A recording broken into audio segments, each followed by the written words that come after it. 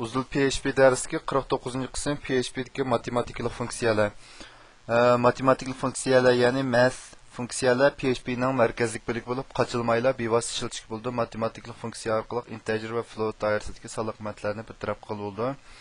Bu matematik funksiyalar bizning programmamizda nihoyatda ko'p uchraydi.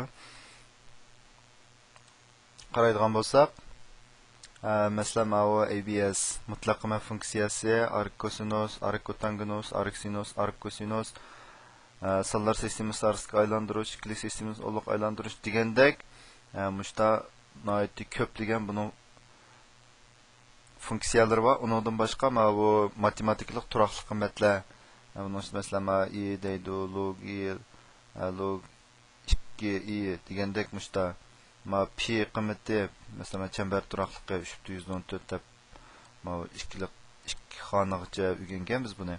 Mana shu barliq qiymatlarni biz mayadagi buningki ma'nomi yoki ma'xilalatiki buning aniqlab berish shakli bilan PHP programlarimizda bevosita ishlata olamiz.